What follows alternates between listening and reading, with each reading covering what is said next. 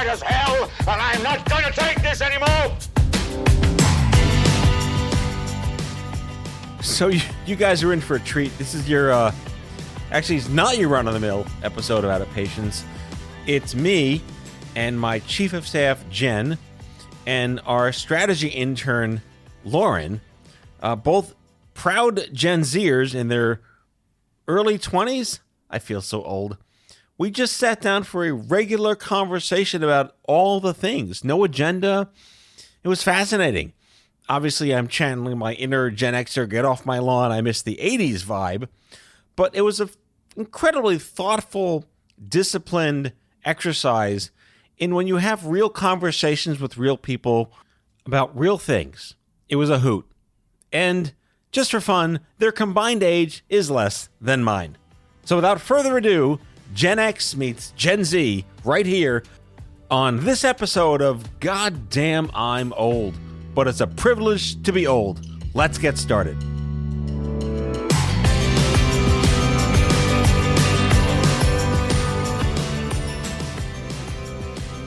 What, my beautiful boy breaks everything? You precious boy. If and when one day you each have a son, they will break everything. Not on my watch. No.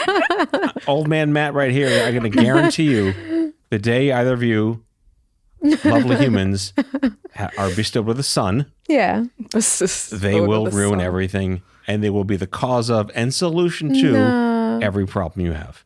Ain't no way. He also said solution, so that's a good thing. Double down on the good and the bad. Yeah. Right? But that's parenting. I love kids. I want to have like 5 kids. Do you Yeah? really? Yeah. Okay. Wait, aren't your parents going to listen to this show? Wait, is it on right now? Yes, we're recording. Is it actually? God. Wait, I didn't realize. No, I don't want 5 Oh kids. no, that's staying. That's staying. Welcome to podcasting. Wow. Are you serious? Yeah, why not? Oh, never mind. Show them your talents. Show them your talents. 5 kids. I really want to have like 5 or 6 kids. Really? Yeah. Okay. That's not necessary, right? Anymore. But like boys, girls, like You'd have like mix. 30 kids in the 1800s because 80 would die, and the one that lived were your family. Have to tend to the fields. So I'll tell you, I am a single child, and I'll tell you why I think this way. And this can just be in my head, okay? You don't have to agree to this. I think that the world is very cruel. Very You think or you know? Because I pretty I have much seen. know. Yeah. Okay, yes, correction. I know that the world is very cruel. 99% of the people you meet do not want good things to happen to you, do not want you to succeed. And I mean, as long as I know that my parents are very supportive, very nice, but I want my kids to have a sense of community, that whatever happens, they have something to fall back to. And I know I'm not going to be there forever. I know my partner will not be there forever, but at least their siblings are somebody they're going to be for the rest of their lives. And that's why I think siblings are so important. Welcome to Gen Z Therapy with Matthew Zachary. But do you guys agree? I really feel siblings, I do. siblings are sort I of the see that. only people who get out of the same mindset. Not your parents, friends to some extent, yes. But really being in the same house is a whole different level, which I want my kids to experience. Yeah. Lauren? I mean, I always kind of thought maybe this is morally wrong, but I kind of thought Be morally wrong. maybe like some parents have more kids because if like one of them fails, there's like a higher chance of at least one of them succeeding. So it's like more kids, more higher chance. Plausible. That's true, but no, I want to be successful enough that my kids don't have to worry about that. But yeah, I agree where those parents are coming from. You have siblings? I forget. I'm an only child, but I have 3 step siblings. I have 2 only children at this table. Yeah. Wow. Yeah. But you understand what I I wonder mean, if that's right? more frequent these days than it used to be. Yeah, Definitely. Definitely. Definitely. I agree. But how was your childhood? Did you miss having a sibling? I think when I was younger, I think I definitely craved that kind of connection. Yeah. I think any only child could say, like, you were having your own little playtime by yourself. Yeah. And having your like own little adventures. But I think like at that age, I wasn't really fully aware of like what could have been. Yeah. But then I think my scenario is a bit different because like when I was 12 years old, I gained 3 step siblings into my life. So I think I had kind of like half a childhood of like being solo, and then You got the best of both. That's what I was thinking. You owe me a beer. so yeah, Yeah. you know, pros and cons definitely on both sides. Yeah. Yeah, but she did get the best of both. That's a wonderful hybrid solution right there. You should thank your Would you step-parents. suggest or recommend it to other people? Oh, like having like step siblings, or No, I mean just the situation. oh, like what kind of situation? Like the Like, tell your parents to get divorced and remarry other families. You have step siblings, and you're the best of both At worlds. 12. Yes, at 12 years old. have like different family experiences. Yeah. I don't know, honestly. It really depends on someone's family situation. Yeah, that's true. That's Like- true. Like I remember my dad in the car. Like I was like, I don't remember. I think 10 years old. He was like, "Oh, Lauren, how do you feel about me marrying now my stepmother?" Yeah. And I was like 10. I was like, "Oh my gosh, yes, new siblings!" I was like so I guess like so That's a great excited. attitude. Yeah, Yeah. for a 10-year-old, that's Yeah, very I was nice. I was so down for it. I was like, yeah, because I thought it would just be interesting. Like, just maybe I was just bored at 10. I don't know what was going on, She was born. but I was like, oh, new like interesting family, like people to like talk to. I guess. I think it was just your naivety. yeah, maybe a little bit. Yeah.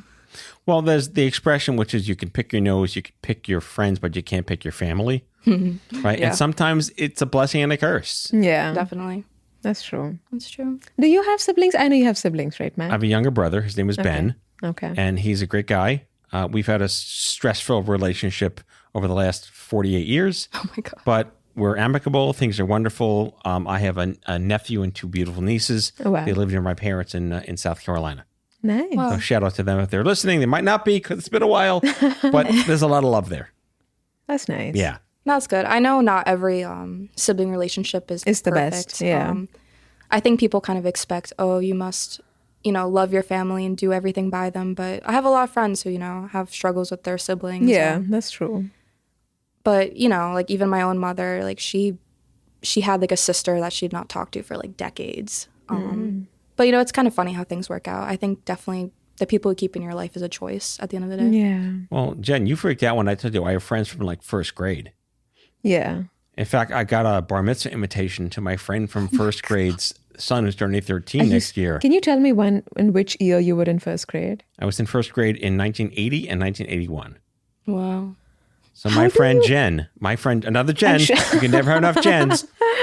She's Jenny for me. She's Jenny. Okay. Jenny. You're not a Jenny. She's Jenny. Yeah, okay. We met on the first day of first grade in September 1980. Wow. And today she is the head of, I think she's the head of dermatologic oncology Oh, wow. at NYU. Oh my God. MD, PhD from Yale Wow. or Harvard. No, Yale. Yeah. Super smart. Yeah. I mean, but that's my like oldest standing relationship. How did you manage to be in touch? I mean, that's like a million years ago. I want to say it's a generational thing that you learn to. I've known her long enough to say I've known her 40 years, but there's just a certain thing about. I can't make judgments because I have no comparisons. That most of the friends that I have, I met in the early 80s. Wow. Most of my friends today, I met between 1980 and 1986. There's another batch I met in college, Yeah. which was like 88 to no. Wait. When the hell was college? How old am I? All right, 92 to 96, right? And then there's a batch after college, but the bailiwick of my friends that I like blood, right? Yeah. Like family, I've known for more than 40 years. Wow. Yeah, that's insane. That's insane. I don't think can't lie. it's ever going to happen in any other generation where people are in touch for more than 40 years. Well, People lose my patience.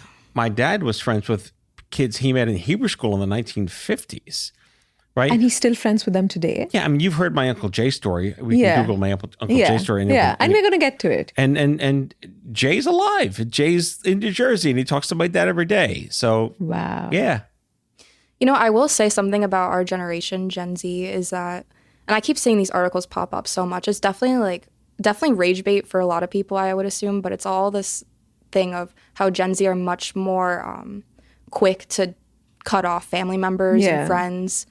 Unlike, I think, the older generations. I've talked to my dad, and he's kept on friends that I'm like, you know, Yeah. I'm just surprised that, you know, he's kept on these friendships, even though they're not super close. But then I feel like today, people are like, oh, this friend isn't meeting my needs. I don't need them. Yeah. Or maybe you see any red flags, you just cut them off. Yeah. Which I wouldn't say is a bad thing. I also haven't kept in touch with a lot of my friends. And with social media, which wasn't there when you were growing up and which we had all our lives, pretty much, you'd expect us to be more in touch and more sort of in sync with everything that was happening. But that's not the case. And I think it's okay. Maybe, do you think because you had less connections or your frequency of speaking to them was less, that's why your friendship lasted? That's a tough question to ask. But do you know what I mean? I keep thinking I need to go back to how this is a very generational thing. Yeah. Because we didn't know anyone else except the people we knew. Yeah. There was no way to know other people other than the people that you knew. Yeah. You knew that there could be other people that you could know, but you didn't know where they were to find them to know them. Right? Yeah. Like I knew there were other high schools and other grade schools on Staten Island. I had no way of knowing where these other kids were who could potentially be my friends unless one of them happened to go to a birthday party of a common friend. That's how we randomly, or summer camp, or swim, or going to the JCC, or going to whatever the hell, synagogue, or wherever you meet other people that aren't in your gaggle. That's all we had. That's not the case today. You can have friends you've never met. Like you've literally never seen them in real world. Yeah, and I if I had any of my friends sitting here for more Gen X therapy on this side of the table, we find that astonishing that you could become friends with somebody without ever physically seeing them. Yeah, that's true. Like, how do you like feel about that? Like, do you think it's a true friendship? Like, if you've never met someone in person, do you think that you can still have like a deep bond with someone? I don't. You don't.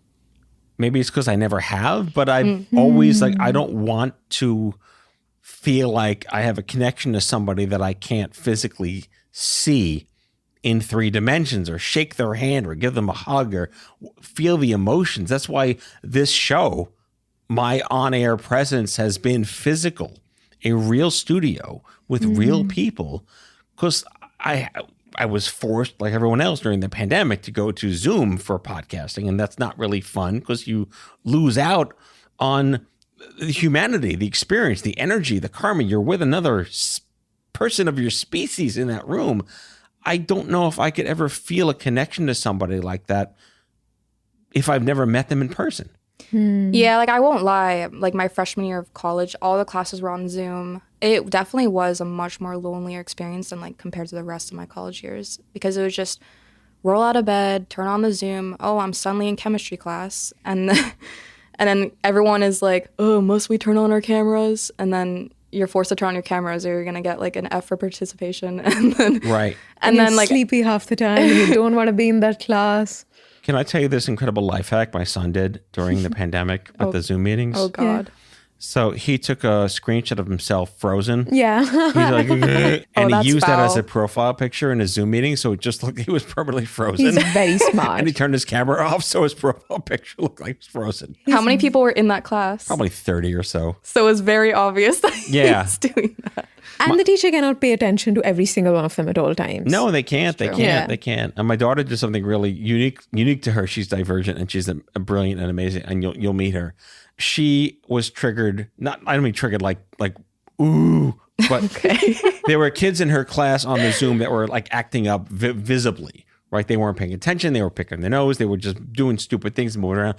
She would cut up Post-it notes into little tiny squares and paste them over the faces of the kids in the Zoom meeting that they were bothering her visually. And then as kids came in and out of the Zoom meeting and like they kept changing the squares, right? She would move the Post-its to the respective faces of the kids that were annoying her on the Zoom. Wow.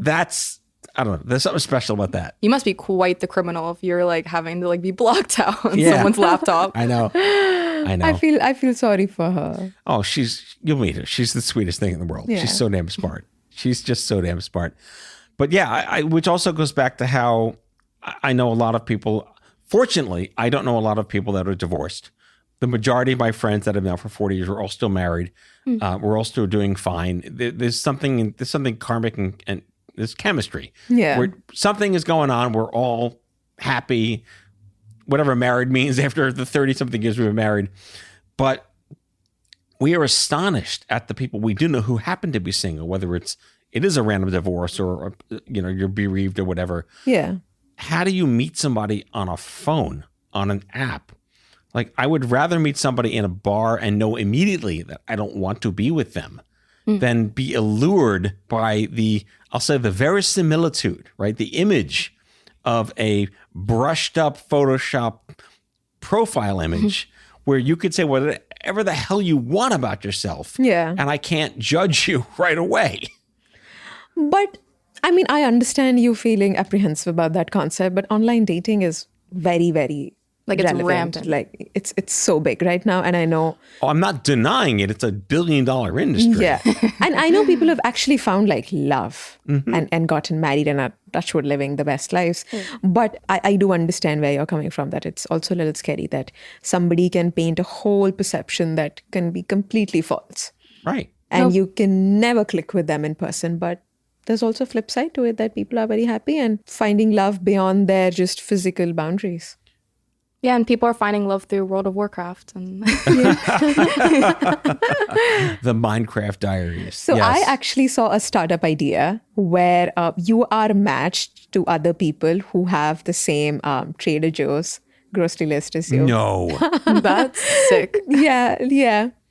I'm going to tell you the very first dating app that wasn't a dating app. On the Upper West Side of Manhattan, I'm going to forget the name of the bar, but there was a bar and women Yeah. got to put a print photo of themselves in an album and on a piece of paper write their name, where they are, what they like, and no information at all, except they were assigned the number by the bar. Men who went to the bar got to flip through the book Yeah. and look at the photos of the women and tell the bar, I like this number, this number, this number, this number, and then take a photo. And the bar would then contact the women in the album and send them, when they came back to the bar, did anyone pick me? Right? Oh my God. And show them the photos of the men that liked their particular page in the album. Drip. It was called Drip. It Yes. sounds like nightmare fuel. Yes. Yeah. It's called Drip. And this is a real place. Did it work out well? Did you go? I never went to. I was already dating at the time. I didn't need to. I met a human being in person and I started dating Yeah, them. the audacity. Yeah. But I went to this Drip place on the Upper West Side with friends of mine who were single. And my women friends would like take their, like a regular wallet photo, old school wallet photo. Yeah. Before phones. There were no phones, right? We had like maybe flip phones were a thing with our AOL CD-ROMs or whatever the hell they were. But yeah, they would submit themselves. They'd be put in this plastic little sticker album of sorts. Like people flip through them and they would show up at the bar. Did anyone pick me? And they go on the list. Yeah, this guy. And then when the guy came back the next time, they would tell the guy that this one that you picked likes you. And they would set you up to both separately come and meet at the bar at the same time. I wonder what it'd be like if it was flipped. If there were guys' pictures and women could pick. I'd be very interested in that. But that's the thing, right? The biggest players in dating, Tinder, Bumble.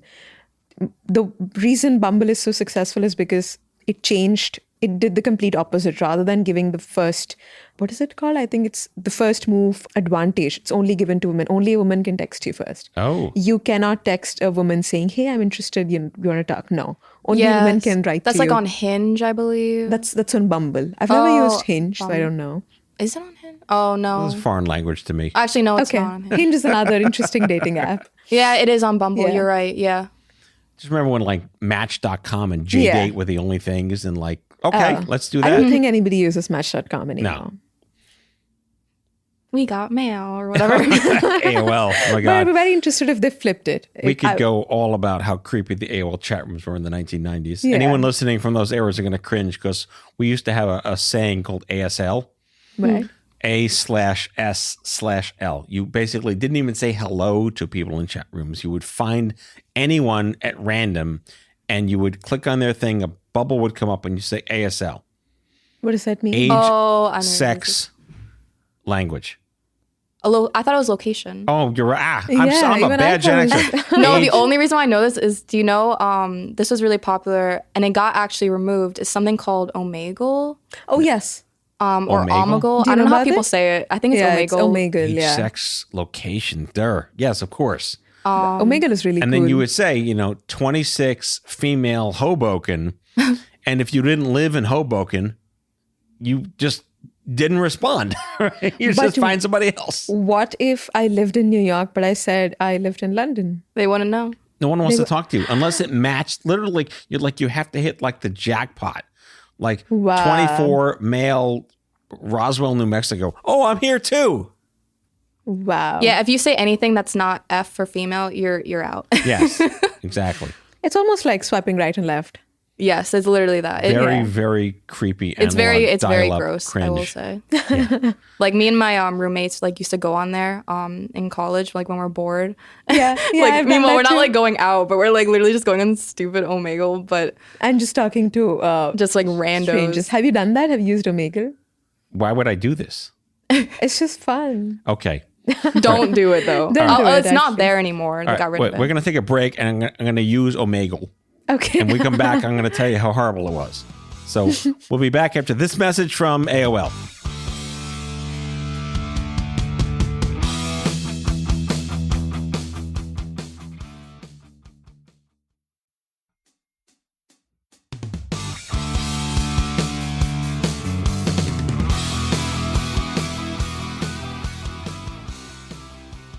Floppy disks. AOL? Ew. I don't know. America Online. Oh my god. Oh, is Wow, that I really? did not know that. Is I didn't that know a that. thing? Are you Is America serious? Online a thing? Yeah. For what? AOL was the very, very first internet service provider for everyone could dial up and go to the internet on AOL. Wow. Did you know that? No. No. I thought it was another I'm gonna like get my chalkboard. I thought it and was my another chalk ASL or something. and my professor. Wait. What is that old email that people use a lot? Well, there was Hotmail. Hotmail. There was AOL.com. That's what I'm thinking of. There was AOL.com. CompuServe. There There was was Prodigy. Rocket Mail. What was your first email ID? My first email was my Binghamton email. Oh my god, that's so funny. Seriously. Was it binghamton.edu? Yeah, actually, no. All right. So for the listeners, Lauren is a Binghamton alumni. And you had the courtesy and the dignity of having your name be your email address to an extent. Yes. Right. So back in the late 80s, early 90s, the email addresses at Binghamton were numbers Yeah. and That's letters. tough. And because I was the second class of Binghamton to have email, I was BB. The class before me was BA. Wonderful. Right. So what is your My email? email was bb07840 at bingvaxa.binghamton.edu. Bing Vax. Bing Vax? Bingvaxa. What is that even? VAX used to be the name of the mail servers, the VAX servers. So Bingvax A, Bingvax B, Bingvax C. So that bb07840 at bingvaxa.binghamton.edu. That's You're welcome. Oh no, now all these people are going to send you emails. I know the spam is coming. And my first real email address was pianoman NJ Yeah. at AOL.com. you know what? Now that sounds in tune with what Yeah. with you. Yeah. I think I had pianoman 529, Piano man. but that was one of those trials where you get it for 3 months for free and then you lose your account, start over again. Wow.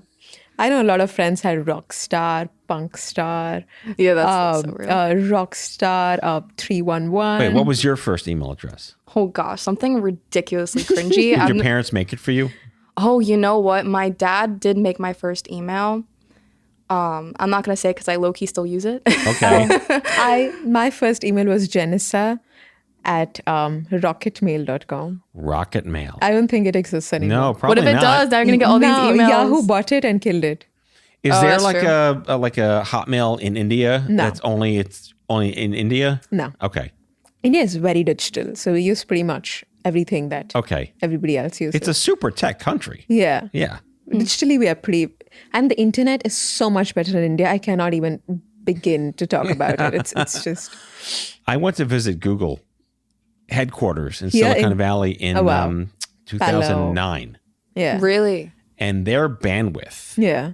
was a terabyte A down. second? Yeah. That's crazy. But I mean, Like it's we're on also like Google. like DSL dial-up, maybe a half a megasecond back in those days, maybe a megasecond. Now we're getting like half a gig here Yeah. in the studio, but they had like they had like NASA level internet in 2008, That's 9, 10, ridiculous. and I didn't know the numbers could be that high What were the vibes of the people there? at Google nerdy. back then. Yep.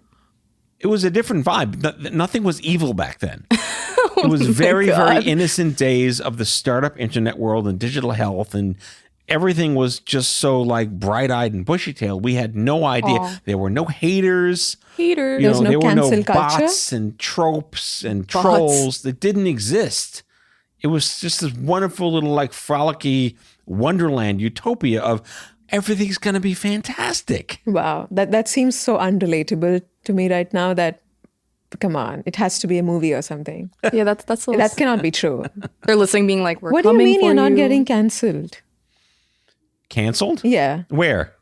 Like just for your ideas, so if as a startup or if you're building something, the culture that did not exist back in the day, which is so common right now, just the cancel culture.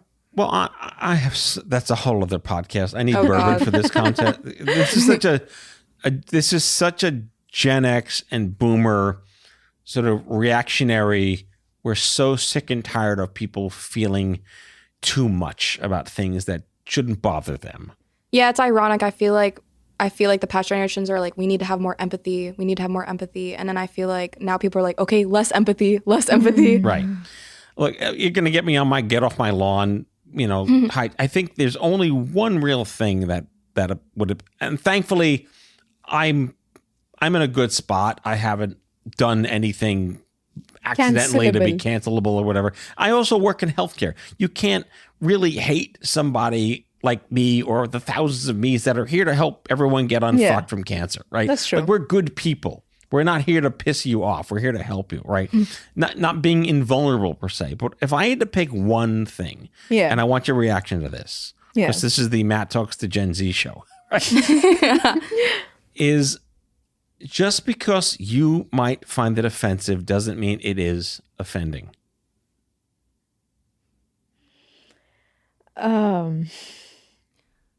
Yes, repeat that one more time. I'll say it the other way. Just because you are offended doesn't mean it is offensive. Actually, that makes more sense. Okay. Yeah, I see that. Of course, it'll always depend on the scenario. But I think that it is kind of funny that often the people who are offended are not even like the target audience, quote unquote, for the Offender. Yeah, if that makes sense. I also, No, but I agree. But I agree with you. But context is, of course, very important. And being just sort of seeing what perspective it is being said, it is very important.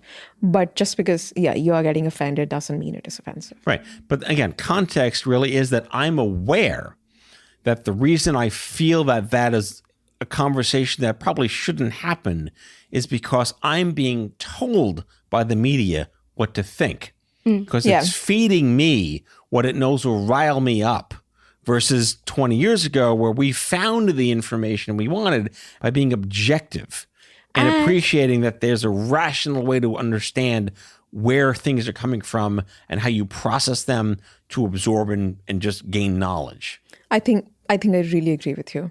You had the chance to make your own perspective, but the media today tells you what your perspective should be, and either you are in it, either you sort of agree to it or don't. But there's no sort of other way around it, which is very different from how it was. Right. Yeah, I think the media is definitely drowning a lot of people just a lot. Like I actually have this debate a lot. Like this is kind of like a side issue, but relatable to this, in that I have this debate a lot with my dad and my stepmom about like their generation, my generation, and something that particularly my stepmom has said is that in her generation, that she feels like things were more peaceful back then and that things were not as, violent and horrible as today is. And I personally do not believe that. I think it's just the way that media has transformed it's just so in our face today. Like, I cannot escape it. Everywhere I look, it's always something. You know, this crime happened, this person died, this war is going on. We're getting this like feed that like we've never seen before. And I think that like older generations genuinely do feel as if their times were like, you know, the peaceful days, like the better days, like, you know, the 80s, those were the glory days. But like, and I definitely think there are definitely like major pros to those times compared to these times. Do you consider yourself lucky to have been born when you were born, or would you want to be born right now? I like being born in an age of antibiotics And that's and vaccines. Yeah. Like I want to go back to visit Romans or enjoy your Black Plague, right? Okay, that's not nice. No, that's a really good point. Like, I don't know why, but I've been obsessed with these videos of like medieval like romanticism, and then I'm just like, they're pretty. The castles are pretty, but They had obviously will no not live toilets. there. Okay, let's get perspective, right? I'm glad to have been born when I was born. No, I didn't mean like back then. We have to maybe in the 80s. Or Yeah. would you want to be your son's age or something like that? It's a very existential question Yeah. because you can't quite know what else. I would have no other perspective than to understand this. I wouldn't argue things were better. I would argue things were different. That's true. Because it's too easy to say life was simpler. Was it simpler? Of course it was, because there was less noise. We focused on human beings. The industry wasn't rampantly focused on capitalism at the stake of the health of its citizens, right? The wealthy class wasn't 0.01%, it was maybe 10%, right? There are clear economic ways and anthropologic measurements we can look at to determine what different means. Was it better for Jews? No, there was just as much anti-Semitism back then. Was it better for people of color? No, there's more freedom now. There's more acceptance now. Yeah, We're definitely. post-civil rights. Like I can't speak for that in any way, shape, or form. But was it better for? Women? No. Probably not. Was it better for the gay community? No, because No. AIDS was a terrible thing, right? Like Yeah. so, like we have to look at progress in that sense. But I think what your parents are trying to get at speaks to something my wife and I observed about our children, which is that media has, irrespective of the source and what the content is, like just pick entertainment, for example. Yeah. Media has become more frenetic.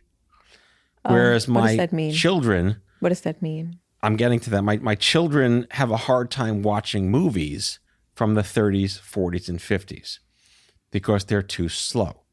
Yeah. I'll admit they're slow by today's standards, but my daughter loves the movie Goonies, which is a great film, but by comparison to watching like Teen Titans or the Avengers, it's like snap, snap, snap, snap, snap, snap, snap. They love watching the old Scooby-Doo cartoons, but then they watch like Has-Been Hotel, and for whatever your thoughts on that show is, it's very frenetic. It goes very quickly. My son is on these YouTube channels, and they're really smart content, but it's like every sixth of a second is a new image, and it just makes your brain go, and that's my perspective on there's too much information stimulating the human brain today than there was 30, 40 years ago. And I'm not a doctor. I'm not a sociologist. I think that is probably attributable to why there is so much more animus and disgust and disdain and reasons to feel like you should be airing your dirty laundry and grievances at any point in time. No, I really do agree with that. I also agree with that. Yeah, I remember seeing something about that. And again, not a doctor. Yeah. But this is a while ago, but I saw something like these like fast-paced shows, like especially these like cartoons, like to show your baby.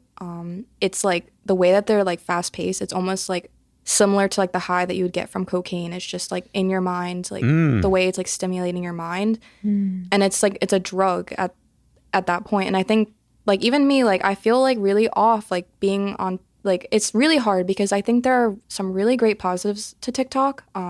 Not to even mention the potential ban that TikTok might be going through right now. Right. It might go down. But I think there's great positives and that it really gives a voice to people that would typically be unheard. but it also really does kill my self-esteem, my concentration levels. And then I feel like I just waste my time, my free time going through that. And like I lose the hobbies that I would be doing. Like if I didn't have TikTok, I would have been reading a book, you know? Right. And before you know it, you've scrolled 4 hours. Yeah, it's so easy. It goes by so quickly. Yeah, yeah. But it's all psychological operation. It's done intentionally. And that, I guess, is another point to your parents or the 80s, 70s crew, is that we remember a time where we weren't consistently stimulated with dopamine and things hitting us all the time. And having the freedom to just sit and think or play in the dirt or read a book or walk outside. I think there's a reason we have like this back in my day is a little, maybe there's a little more meat on the bones there than when my parents say, back in my day. It's a very different thing. You know, we only had the radio. Well, we only had 4 channels of television. Now there's too much shit. Okay, let's figure out where the balance is between 14 that. streaming platforms. God knows how many YouTube channels and just never-ending content. Instagram, Reels, TikTok. Do you know how many channels we used to have in the 80s? What? Like On television? 5. 2, 4, 5, 7, 9, 11, 13. Those are the TV channels. What was your favorite channel? I like Channel 13 because it has like Sesame Street. That's it? And Mr. Rogers and Great Space Poster and 3-2-1 Contact and News Review and everyone listening to the shows nodding their heads like, we miss old school PBS. When was like I Love Lucy aired? That was the 50s. Was it? Wow. But back then there were only 3 networks. There was ABC, NBC, CBS, 2, 4, and 7. But I think I would also like to bring some attention to the fact that it's also nice that we have options now. It's also really, really nice that we have the choice to choose between like 150,000 different things to watch or consume. But there's a flip side to it. That's what I'm trying to say. Well, my mother's a film historian, and she loves the fact that she could watch any movie of any era ever produced, ever, in 6 seconds on American Movie Classics. Yeah. Like, that's the best use of her loving film, that she doesn't have to like rummage through a VHS bin or live in the 60s when this didn't exist. I was listening to a podcast about how we've completely lost sight of how important cassette tapes were when they came out. Cassette tapes. Oh. But then when CD-ROMs came out, the biggest thing that changed the world was you didn't have to hit fast forward anymore. You hit one button and it went right to the next track. Like something as simple as that. You didn't have to, and you hope you got to the next song on the cassette deck, right? On the vinyl, you could at least move the needle and you think you find where the song ends. But CDs, right? You just click the next button and boom, the next song. Something as simple as that to reflect on is where we're coming from. I cannot believe those were actual problems that we cannot relate to right now at all. Because now we just go to Netflix and we can literally see frame by frame and go back and forth. And the fact that you had to guess that, oh, this could be where I last. Yeah. Is the song over yet? No. I got like, I think there's like 4 more seconds. Yeah. What was up with the craze of like Blu-ray? I remember that was like the biggest thing. And I was like, as a kid, I was like, oh my God, things are changing. And Blu-ray was, so when like DVD, CD-ROM, DVD, and then Blu-ray DVD.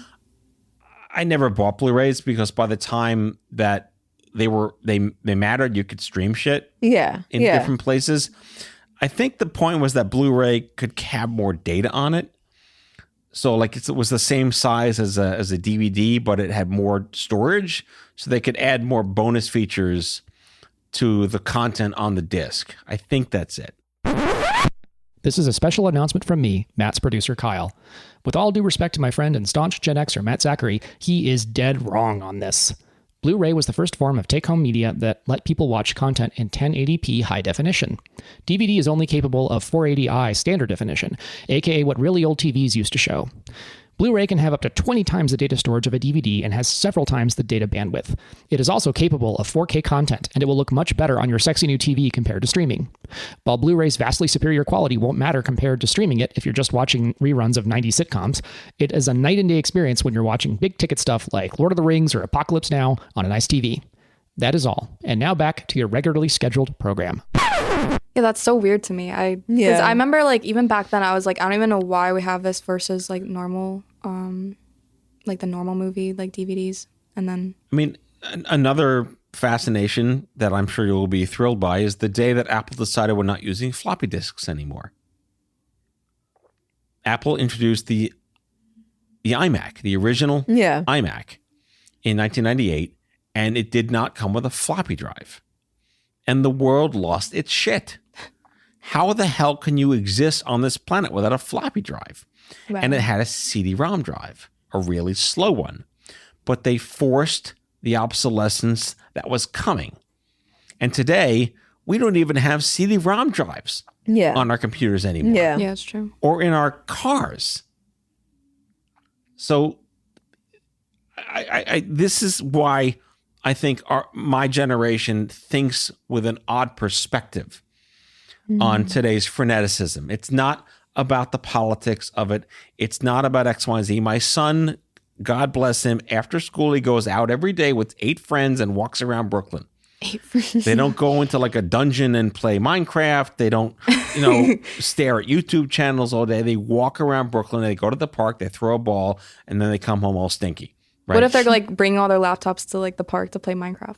I don't think they do. I don't think so. But to me, that like your point is, it's really hard when you're addicted, and a lot of this comes down to parenting. And when your kid gets addicted, and again, that's 11,000 podcasts from now. I'm no expert on this. I lucked out. We made our kids good kids. But the moral of the story is that it's not better or worse. It's different. Yeah. And how do we leverage what used to be versus what is now? And is there a medium between having to go all the way backwards? Yeah, it does make me sad though, seeing like these like 2-year-olds with like these like tablet kids. It's like they don't even like exist in the world. They just exist on YouTube. It's like so weird to me. Mm-hmm. Yeah. Well, guess what? We're out of time. Oh. You were so worried. And what a great conversation this was. I love how like all the things we had planned, we did not talk about at That's all. the best part. They're thrown out the window. I really like that we didn't talk about what we wanted to talk about in our show, because that can be a whole different thing. Yeah, that's true. All that real substance stuff would have been just terrible on this show. Well, I thank you both for this was really Gen X, Gen Z therapy. Yeah. That's the name of the show. Okay. Oh God. All right. Jen, Lauren, thank you so much. Thank you. Thank you. You've taught me a lot. I hope I've learned something. All right. We'll see you next time, folks. Happy holidays.